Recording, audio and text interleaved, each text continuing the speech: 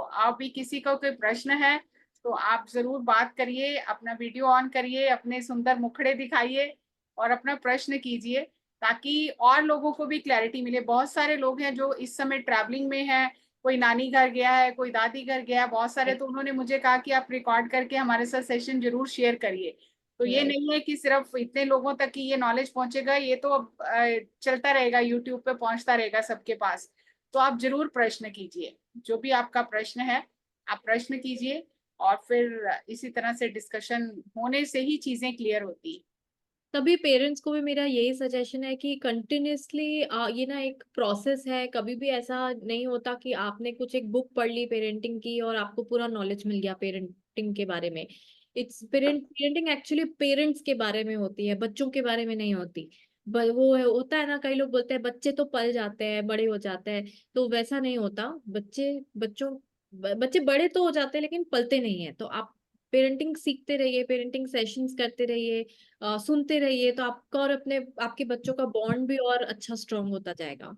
Yes yes Neetu जी। Yes ma'am, नमस्कार। मतलब मुझे पूरा क्वेश्चन नहीं सुनाई दिया, कि मैं आप प्लीज। अपना वीडियो बंद करके बोलिए एक बार। मैम मैं ये बोल रही हूँ कि बच्चों में अगर ज्यादा आलस आ जाए और वो फोन में ज्यादा अपना टाइम स्पेंड करने लगे, अपनी रोज की एक्टिविटीज पे भी ध्यान ना दें, तब क्या करें?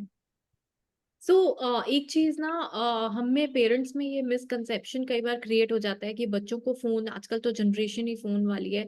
लेकिन बच्चे कोई भी जनरेशन के हो, बाहर खेलना एंजॉय करना बहुत पसंद है बच्चों को। ट्रस्ट मी, मेरे खुद के बेटे की एक बार बीच में आदत हो गई थी कोविड के टाइम पे, स्पेशली जब मेरे पास हेल्प नहीं थी ज्यादा, एंड मैंने उसको खाने के टाइम पे फोन देना शुरू कर दिया था। इनफैक्ट यहाँ आता था नानी दादी के यहाँ भी, उसको बहुत फोन वोन देके लाड़ प्यार में बिगाड़ा गया था। बट वो चेंज किया हमने। जैसे जैसा कि हम मैंने आपको बताया था, बाउंड्रीज आप बता दीजिए।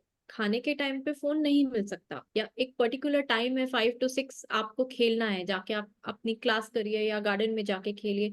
ये आपके खेलने का टाइम है, आप बाहर खेलिए। तो आप वो बाउंड्री सेट करिए। एक दिन बच्चे टैंट्रम थ्रो करते हैं, 2 दिन करते हैं, 3 दिन करते हैं, उसके बाद इवेंचुअली वो उनको खुद पसंद आने लग जाता है। बच्चों को बहुत मजा आता है बाहर खेलना, अपने फ्रेंड्स के साथ मिलना।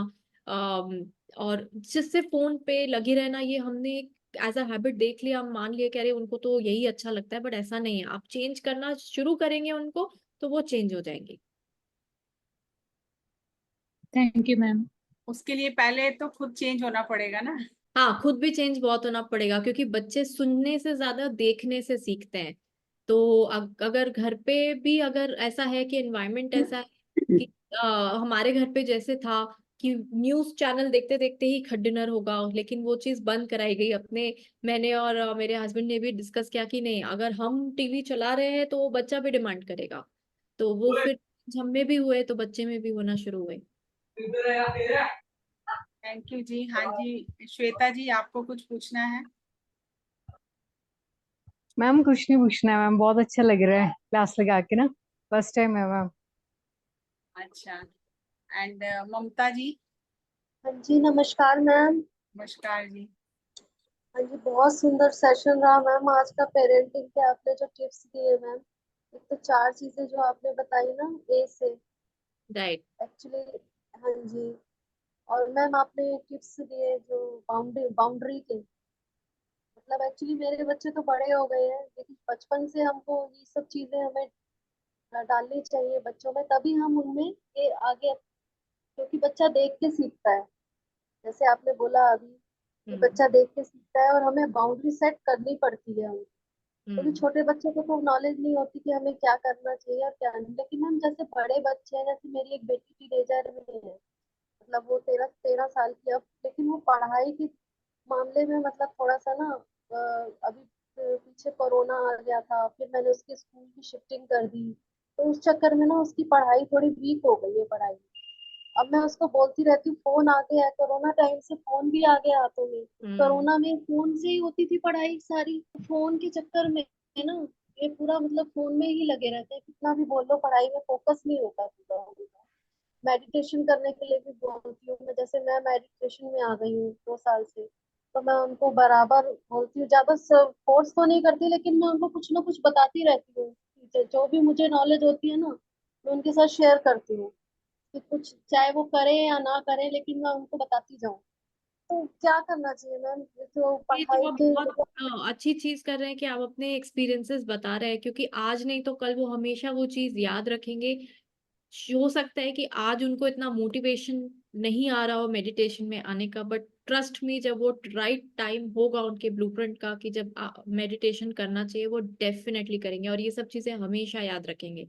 एंड बहुत सी ना हम मदर्स हैं जो उनको ऐसा लगता है कि यार बहुत गिल्ट में भी हम रहते हैं एक्चुअली, एक बार भी थप्पड़ मार लिया ना तो उसका गिल्ट हमेशा रह जाता है मन में। तो कभी भी ना ये गिल्ट नहीं रखना है। अगर आपने ये इतना आप सोच रही हैं अपने बच्चे के लिए, वो ही एक एक्चुअली एक चीज दर्शाती है कि आप कितनी अच्छी मदर है, कि आप कंसर्न्ड है। मैंने ऐसे कितनी मदर्स देखा है जो अपने बच्चों के बारे में उनको कंसर्न्ड ही नहीं है, उनको बस जैसे ही आराम स्लो लाइफ चल रही है वो उसमें खुश है, उनको मतलब ही नहीं है आपके बच्चे फोन पे हैं क्या कर रहे हैं। तो पहली बात तो आप अपने आप को भी रिवॉर्ड अवार्ड दीजिए कि आप एक अच्छी मदर हैं, वो गिल्ट मत रखिए प्लीज। एंड सेकेंडली, टीनेजर से कैसे डील करना है ये चीज मैं भी अभी सीख रही हूँ एक्चुअली, मेरे बच्चे भी अभी टीनेज में आए नहीं है। मैंने एक बुक ऑल्दो ले रखी है, उसमें है how to talk to teenagers, ताकि वो आपको सुने और आप उनको कैसे सुने। और ये चीज उसकी एक बच्चों वाली वर्जन भी है, जो मैं बुक का सेशन अभी कुछ टाइम में मैं लेने वाली हूँ ज्ञान भारत में। डेफिनेटली मैं ट्राई करूंगी कि टीनेजर्स वाली भी मैं बुक पढ़ के उसका भी एक सेशन लूँ। तो शायद टीनेजर्स के जो मदर फादर है उनको थोड़ी हेल्प मिले कि उनके साथ कैसे, क्योंकि सबसे आई थिंक मुझे इतना नॉलेज नहीं है बट मैं इतना जरूर बता सकती हूँ कि जब भी बच्चों के लिए भी बोला जाता है, छोटे छोटे बच्चे होते हैं, अगर आप बच्चों को नहीं सुनेंगे तो बच्चे आपको नहीं सुनेंगे। ये सिंपल फंडा है। वो होता है ना कई बच्चे, अरे मेरी बात ही नहीं सुनता है। आप बार बार जो चीज जिस चीज पे एनर्जी फोकस करेंगे या दूसरों के सामने बोलेंगे कि ये ऐसे ही है, ये तो ऐसे ही बदतमीज है मेरा बच्चा, ये तो बिल्कुल मेरी बात ही नहीं सुनता है, क्योंकि आप उस पे फोकस कर रहे हैं। जैसा कि कहा था मैंने, टू अगर बुराइयां हैं तो 98 अच्छाइयां भी हैं, वो चीज हाईलाइट करके देखिए, शायद आप उनका ट्रस्ट फिर से गेन करेंगी। उनको लगेगा कि हाँ, मैं अपनी मदर में भी कन्फाइड कर सकता हूँ या सकती हूँ। एंड या कॉन्वर्सेशन, ओपन कॉन्वर्सेशन, एकदम ऑनेस्ट कॉन्वर्सेशन बच्चों के सामने रखिए। एंड उनको भी सुनिए, उनको भी मौका दीजिए बोलने का, एक्सप्रेस करने का। एंड डेफिनेटली ये चीज आज मैंने अपनी मदर को बताऊंगी, वो बहुत खुश हो जाएंगी। मैं टीनेजर्स के की भी जो है वो बुक मैं बिल्कुल पढ़ के उसके ऊपर, टीनेजर्स के ऊपर भी एक सेशन जरूर सोचूंगी जल्दी लेने का। मतलब जैसे ना वो थोड़ी सी ना मतलब बोलती, एक्सप्रेस कम करती है, वो अंदर सोचती है, मतलब एक्सप्रेस कम करती है मुझे, मतलब उसके अंदर क्या है मैं जान नहीं पाती। मैं उससे कितने प्यार से भी पूछती हूँ, बेटा बता दे, मतलब क्या हो गया है, क्यों नहीं पढ़ाई कर पाती है, क्यों नहीं मतलब फोकस दे पा रही है। तो मेडिटेशन से मैं थोड़ा सा बोलती हूँ कि अगर करेगी बेटा तो थोड़ा तेरा फोकस बढ़ेगा, उससे थोड़ी सी तेरी सारी जितनी भी तेरे को टेंशन है, अगर तेरे को कोई टेंशन है तो बता। अगर तू पढ़ नहीं पा रही है, किसी चीज में डिफिकल्टी हो रही है, ट्यूशन जाती है वहां नहीं पढ़ पा रही बेटा, तो वो बता। मुझे कोई भी प्रॉब्लम है मुझसे मुझे बता। लेकिन वो ना थोड़ा सा कंजर्वेटिव नेचर के अंदर थोड़ा सा रखती है, छोटी वाली बेटी मेरी, तो उसके लिए मतलब उसके नेचर जो है ना उसको मैंने अभी एक आपको बताया था टिप, कनेक्शन बिफोर करेक्शन। सिर्फ आप फोकस करेंगी ना उसे करेक्ट करते रहने पे, और ये क्वेश्चंस कॉन्स्टेंटली पूछेंगी, तो हो सकता है कि उसको थोड़ा हेजिटेशन हो आपसे बात करने में। आप कनेक्शन पे फोकस करिए, देखिए आपका बॉन्ड कितना पहले अच्छा हो सकता है, एंड देन इवेंचुअली उसको खुद ओपन अप खुद से होने दीजिए। क्योंकि कई बच्चे होते हैं जिनको ना वो करेज नहीं मिल पाता है बात करने का। हो सकता है कि वो कुछ नहीं भी हो और आप बेफालतू में इतना टेंशन ले रही हैं, या हो सकता है कुछ एक रीजन हो जो आपको नहीं बताना चाह रही हो वो। तो आप कनेक्शन पे फोकस करिए जितना हो सकता है। एक अच्छा मदर डॉटर का बॉन्ड उनको ले जाइए किसी दिन, बाहर घूमने में, एक साथ घूमिए थोड़ा। मैं आपको एग्जांपल्स ऐसे दे रही हूँ, बट मैं भी कोई टीनेजर्स की उस पे एक्सपर्ट नहीं हूँ। मैं बच्चों के बारे में बहुत, मैंने बुक्स रीड की हुई और मैं गाइड करती हूँ। पर जहां तक मुझे लगता है कि टीनेजर भी बच्चे ही हैं, कोई वो नहीं, उनका इमोशनल इंटेलिजेंस जो है वो बढ़ा हुआ होता है छोटे बच्चों से। तो उनको कैसे डील करना है उसके लिए आप अपना भी नॉलेज थोड़ा एक्स्ट्रा बढ़ाइए। यूट्यूब में जाके वीडियो सर्च करिए, टीनेजर से कैसे डील करना है। इंस्टाग्राम पे आजकल कितने कोचेस हो गए, पेरेंटिंग कोचेस आ गए हैं जो टीनेजर्स पे स्पेशली बोलते हैं। बहुत टेंडर एज होती है। इस टीनेज जो होता है ना, लाइफ जो टीनेज का फेज होता है वो बहुत कंफ्यूजिंग फेज होता है। वो खुद अपने इमोशन समझने की कोशिश कर रहे हैं, अपने उससे चेंजेस बॉडी मेंटली सब चेंजेस से डील कर रहे होते हैं, और ऊपर से अगर पेरेंट्स का भी प्रेशर आता है तो कभी कभी वो ओपन अप होना नहीं पसंद करते, क्योंकि उन्हें पता भी नहीं होता है कि मैं क्या एक्सप्रेस करूं। सो उनको वो चीज थोड़ा फिगर आउट करने में टाइम लगता है। जस्ट एक अच्छा बेसिक जो सपोर्ट है, लव है, वो अनकंडीशनल लव, वो सब आप प्रोवाइड करिए एंड अपने बॉन्ड पे फोकस करिए। आई एम श्योर बहुत सी चीजें सॉल्व हो सकती है। Thank you ma'am, thank you. Most thank you welcome. बहुत सुंदर तरीके से आपने बताया मैम। तो और अभी आगे भी ये सेशन होते रहेंगे पेरेंटिंग के। Definite. Thank you very much. Thank thank you जी, थैंक यू। मैं एक अपना एक्सपीरियंस शेयर करना चाहती हूँ कि मैं जब बहुत छोटी थी ना, जैसे क्या होता है, मेरे और मेरे ब्रदर में 2-2.5 साल का फर्क था। तो पापा की जॉब थी और अलग अलग स्टेट्स में जैसे उनकी ट्रांसफर होती थी, तो मदर क्या करती थी, वो मुझे घर छोड़ जाती थी मालिक मकान के पास, या अंदर रूम में बंद कर जाना कि मैं सो रही हूँ। और वो खुद गुरुद्वारे जाने का पापा को बहुत होता था, तो वो गुरुद्वारे चले जाना 2 घंटे। और वो तो बहुत छोटा था, तो उसे तो साथ ही लेके जाते थे। तो मतलब मेरा बचपन पूरा इसी तरह से ही बीता कि मुझे घर छोड़ जाते थे, चाहे लॉक कर जाते थे, चाहे लैंडलॉर्ड के पास छोड़ जाते थे। और अगर मान लो म्यूजियम देखने है, छोटी सी बात, लेकिन ये बातें जाती नहीं है मन से। तो नहीं जाती। म्यूजियम देखने कोलकाता गए हम फैमिली के साथ, मैं उस टाइम रही होंगी 10 साल की, भाई मेरे से छोटा है 2.5 साल। तो म्यूजियम में टिकट लगेगी करके पापा ने बोला इसको रहने दे, इसकी तो छोटे की तो टिकट लगनी नहीं है, तो मुझे किसी के पास छोड़ के चले गए और मुझे नहीं लेके गए अंदर। वो मैं तो उस टाइम बचपन था, तो इतनी बातें ध्यान केयर भी नहीं करती थी, ध्यान भी नहीं देती थी इन बातों का। लेकिन जब मैं इतनी बड़ी हो गई और मैं मेडिटेशन में आ गई और मेरी मदर मेडिटेशन में आई, तो वो रो रो के मुझसे फॉरगिवनेस मांगती रही कि मैंने बचपन में तेरी परवरिश ठीक तरह से नहीं की है, मुझे तेरा ध्यान ज्यादा रखना चाहिए था बीइंग अ गर्ल। और मैंने अब तेरे फादर के कहने से मैंने बच्चे छोटे का जो भाई है उसका ध्यान ज्यादा रखा और तेरी तरफ बिल्कुल भी केयर नहीं किया। और फिर उस उन चीजों से वो जो गिल्ट होता है ना, उससे निकलना बड़ा मुश्किल हो जाता है। मतलब वो जब डेथ बेड पे थी ना, तब भी वो मुझे यही कहती रही कि मुझे इस बात का बहुत दुख है। तो इसीलिए मुझे, चाहे मैं पेरेंट नहीं हूँ, वर्कशॉप वैसे मैं ले सकती हूँ, पर मुझे सर ने कहा है कि जिस चीज का आपका एक्सपीरियंस नहीं है उसमें आपको घुसना नहीं है। तो इसीलिए मैं पेरेंटिंग का वर्कशॉप नहीं लेती हूँ। तो ये जो एक्सपीरियंस होते हैं ना बच्चों के पेरेंट्स के साथ में, वो समझो जिंदगी भर के हो जाते हैं। और जब अवेयरनेस आती है, तो फिर अभी मैं तो उस बात को उनको बोल रही हूँ लेट गो करो कोई बात नहीं, उस टाइम आपको इतनी ही समझ थी, है ना, जानबूझ के तो नहीं किया आपने, लेकिन वो आखिरी तक उनके अंदर वो गिल्ट रहा कि मैंने तेरी परवरिश ठीक नहीं किया। तो जो भी पेरेंट्स हैं, उनको ये चाहिए कि वो अपना समय, जब बच्चा छोटा है तो उसको दें, उसके साथ क्वालिटी टाइम स्पेंड करें। ये देखो, तो ये बीच में चीजें आती रहेंगी, अप डाउन आएंगे, टीन एज में आएंगे, ईगो डेवलप होगी तो ईगो क्लैशेस होंगे। वो सब सॉल्व हो जाते हैं अगर आपने स्टार्टिंग ईयर्स ठीक से देख लिए, तो वो धीरे धीरे वो सॉल्व हो जाते हैं। ये हर हर एक पेरेंट की लाइफ में ये स्ट्रगल पीरियड आता ही है, कोई इससे अछूता नहीं है। क्योंकि हमें भी, पेरेंट्स को भी समझ नहीं होती, बच्चे को जैसे इन्होंने बताया खुद ही समझ नहीं आ रही मेरे साथ क्या हो रहा है।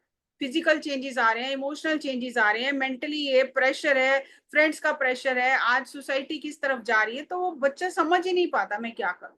सो हमें वही जो बताया इन्होंने, कनेक्शन, कनेक्शन अगर बिल्ड रहेगा तो धीरे धीरे चीजें सॉल्व होनी शुरू हो जाएंगी। अगर कनेक्शन नहीं है तो बच्चा तो खुद को बंद ही कर लेगा। सो हाँ जी, और किसी को, रिंकल जी आप अनम्यूट कीजिए, आपको कुछ पूछना है, बात करनी है, इनकी भी बेटी छोटी है।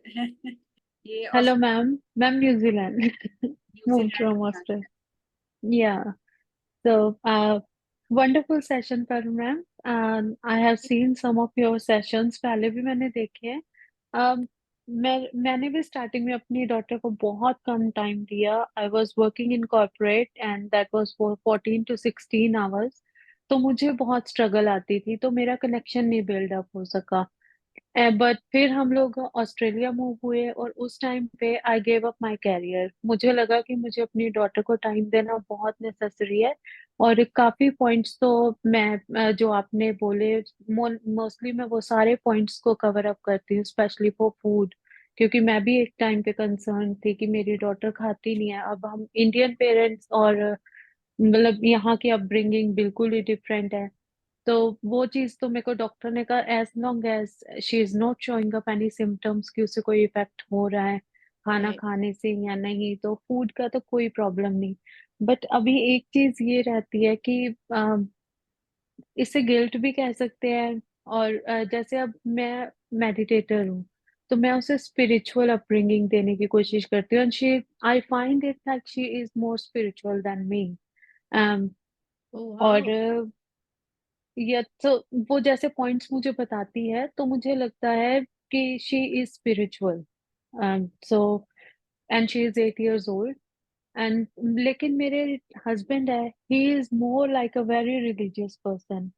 तो मेरे सिर्फ इस चीज का गिल्ट आता है कि जब मैं वो मेरी डॉटर को कुछ बोल रहे होते हैं और मैं उनको जब पॉइंट आउट करती हूँ, तो मुझे लगता है कि मैं अपनी डॉटर के साथ तो जस्टिस कर रही हूँ, बट मैं अपने हस्बैंड के साथ जस्टिफाई नहीं कर पा रही उनको किसी भी चीज से रोक के कि नहीं ये चीज। फॉर एग्जाम्पल, मैं 15 मिनट्स पहले मेरी डॉटर के सोने से पहले, like I am very much concern कि before he she goes to bed, तो मुझे उसे कुछ ना कुछ उसके सबकॉन्शियस माइंड में अच्छा जाना चाहिए, तो उसे बेड टाइम स्टोरीज लाइक जिससे कि उसके माइंड में अच्छा जाए। एंड एफर्मेशंस मैं बोलती रहती हूँ on in my head only. और आफ्टर शी वेक्स अप तब भी मैं बहुत कंसर्न्ड होती हूँ।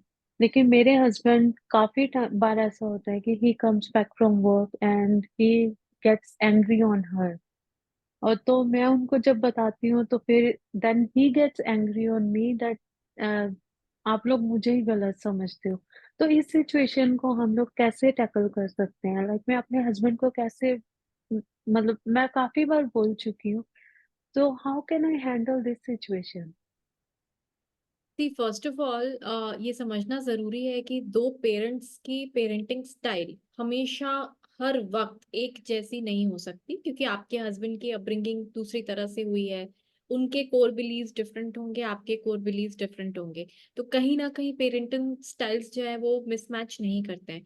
क्लैश नहीं करने चाहिए, एकदम ही डिफरेंट नहीं होने चाहिए, उससे आर्ग्यूमेंट्स ही क्रिएट होते हैं। बट हाँ, हर वक्त साथ में हो ऐसा नहीं हो सकता, तो वो चीज आपको सिचुएशन को एक्सेप्ट करनी है।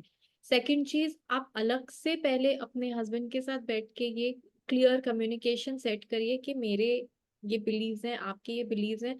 आप कभी भी ऐसा मत सोचिए कि आपकी बेटी आपके हस्बैंड की चीज ना सीखे और सिर्फ मेरी ही चीज सीखे, क्योंकि बच्चे को आप दोनों ही अपने हिसाब से अपनी चीजें जिस पे आप बिलीव करते हैं वो नॉलेज देंगे।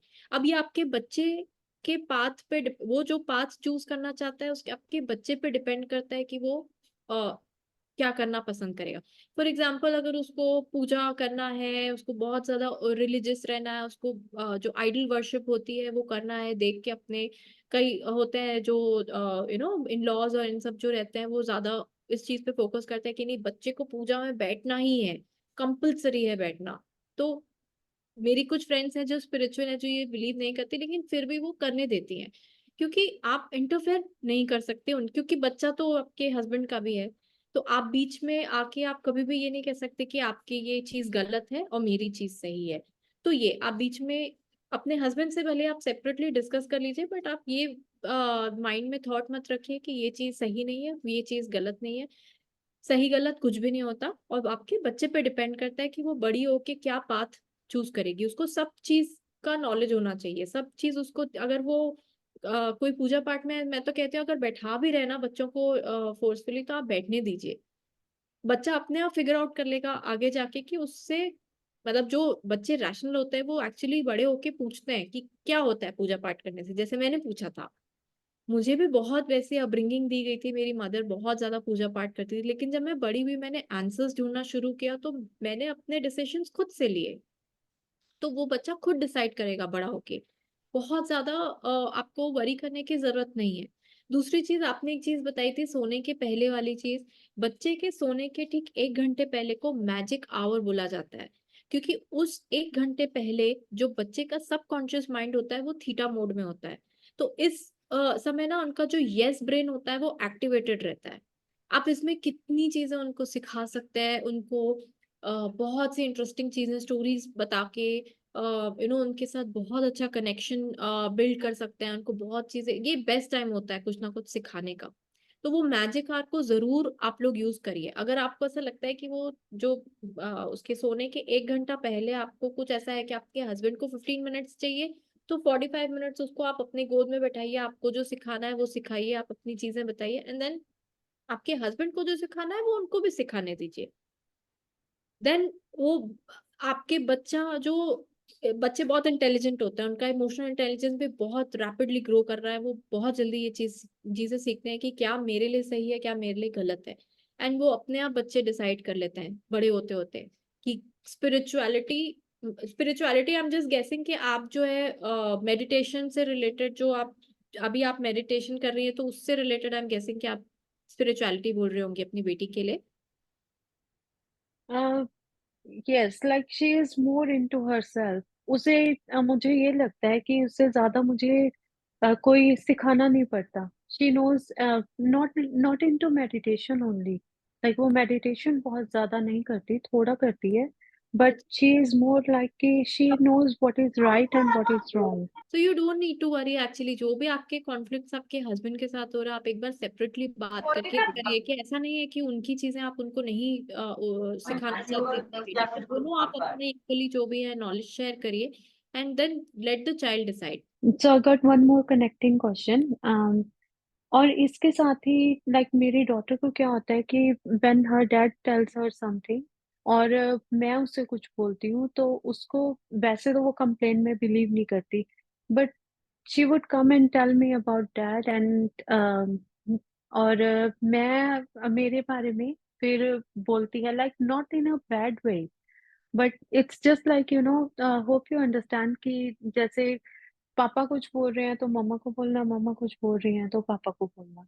तो इस सिचुएशन को हम लोग कैसे, कि कॉन्ट्राडिक्ट ना हो, इसको हम कैसे हैंडल कर सकते हैं? आई एम आस्किंग कि वो क्या कंप्लेनिंग वे में ऐसा कुछ बोलती हैं, या जस्ट जनरलाइज्ड वो बताती है कि मम्मा ने ऐसा बोला था। जस्ट जनरलाइज, लाइक कि पापा आए हैं तो वो मुझसे एकदम ही, like maybe he is in a stress mode और एनीथिंग, तो वो मुझसे ऐसा बात कर रहे हैं, नॉट इन अ वेरी, जैसे हम लोग कंप्लेन इंडिया में करते थे वैसा नहीं, जस्ट लाइक नॉर्मल। ठीक है। एक तो ना मैं आपको भी और सभी पेरेंट्स को ये भी एक सजेशन देना चाहती हूँ, जब भी बच्चा किसी दूसरे पेरेंट के एब्सेंस में उनके बारे में जब बात करता है, तब भी आप बहुत रिस्पेक्टफुली ट्रीट करिए।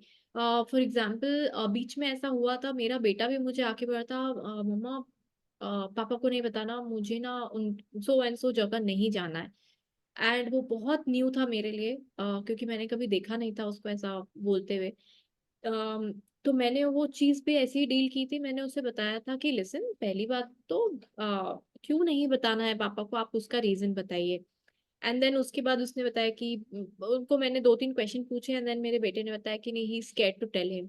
And then we figure out, मैंने हस्बैंड को पहले ही बता दिया था कि वो ऐसा ऐसा कह रहा है, don't react on this, respond करना है और अच्छे से रिस्पॉन्ड करना है, and he'll come and tell you and you just have to accept. Or anyways my husband would have accepted it. तो वो जब गया, मैंने कहा कि नहीं, आप बिल्कुल मत डरो, पापा बिल्कुल नहीं बोलेंगे, और कुछ करेंगे तो मैं हूँ आपके साथ, I'll talk to पापा।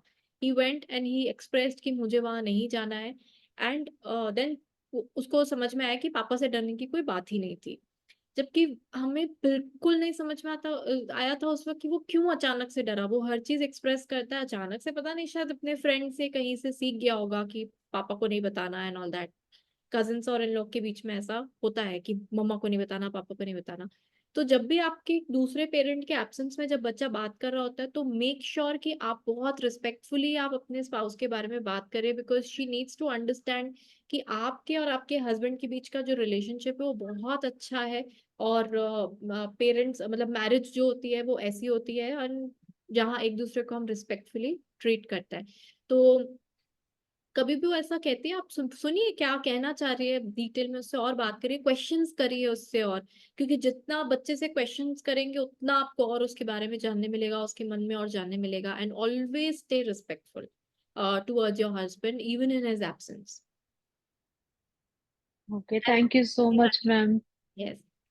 मैं नॉर्मली ऐसा ही करती हूँ, but I wanted to know your opinion so that मैं अपने हस्बैंड को एग्जैक्टली ऐसे ही एक्सप्लेन कर पाऊँ, तो right, and it's even very useful. Do that आपके एब्सेंस में उसको भी अपनी मदर के लिए बहुत, उनकी मदर के लिए उसको बहुत प्यार से बताना है कि सो एंड सो जो भी आपके बारे में बता रहा है, कभी भी ऐसा डिसरिस्पेक्टफुल या नेगेटिव मोड में दूसरे पेरेंट के बारे में बात नहीं करनी है। Thank you so much ma'am. जैसे मैम आप म्यूट हो। नीता मैम, आपको कुछ सम अप करना है क्या? मुझे तो नहीं लग रहा अभी कोई हैंड रेज है जिसको लेना चाहिए। बिल्कुल भी नहीं। और परन आते रहेगी जब भी आप लोग याद करेंगे। और देखिए, मैंने कहा ना कि ये मेरा फील्ड नहीं है। और जो एक टीनेजर वाले का पूछ रही थी ये सेशन ले या ना ले, जितना भी आप मेडिटेशन कर रही हैं, आप समझ गई हैं कि जब एक बच्चा एडल्ट हो जाता है, खासकर 14 साल के बाद, वो अपनी कंप्लीट सोल के अपने प्रोग्राम को फॉलो करना शुरू कर देता है। उसकी अपनी यात्रा है, उसकी अपनी चॉइस है। हमको उनके कर्मा में, उनकी चॉइस में इंटरफियर नहीं करना चाहिए। हमारा काम सिर्फ उनको एडवाइस देना है, थोपना नहीं है अपनी महत्वाकांक्षा। जैसे मैंने अपनी बेटी को महत्वाकांक्षा थोपी थी, उसको इंजीनियर बनाया था, क्योंकि मुझे लगता था कि डॉक्टर और इंजीनियर बनना सेफ है, जबकि इसका फील्ड इंटीरियर डेकोरेशन में था। इसने डिग्री ली और मेरे हाथ में दे दी, बोली बस मामा अब बस। तो आप और भी जानेंगे कि किस तरह से उनके साथ डील करे, पर हाँ, इंटरफियर नहीं करना है। और ये मेरी ग्रैंड डॉटर है, 7 months ओल्ड। और देखिए इसके दोनों बच्चों के नाम, एक का नाम है ध्यान और दूसरा का नाम है प्राणा। तो बिल्कुल पत्रिसा से जब मैंने पूछा था इसके बेटे का नाम चेंज करने के लिए, तो बोली इतना अच्छा नाम तो रखी है आपकी डॉटर ने, ध्यान। इससे ज्यादा और क्या अच्छा हो सकता है? और बताइए, ये हमारी प्राणा, ये मेरी हमारी प्राणा एनर्जी है, vital energy. Yes, good. Thank you Neeta ma'am, thank you Paran, बहुत अच्छे से आपने टिप्स बताए। आई होप कि अब ये 3 जनरेशन हो गई है सामने। Yes yes. यस, सो अब भी यही एनर्जी।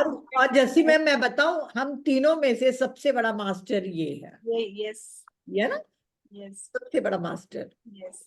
सो फिर मिलते रहेंगे हम, इसी तरह नॉलेज शेयर करते रहेंगे। और नीता मैम से मैंने बात की है कि जब भी कोई पेरेंटिंग का या कोई ऐसा सेशन होगा जैसे संगीता मैडम का होता है, तो हम लिंक कर लेते हैं ताकि सब तक वो विजडम पहुंचे। सो थैंक यू वेरी मच अपना समय देने के लिए बहुत बहुत धन्यवाद। फिर जब भी समय मिलेगा तो जरूर आपसे कांटेक्ट करेंगे।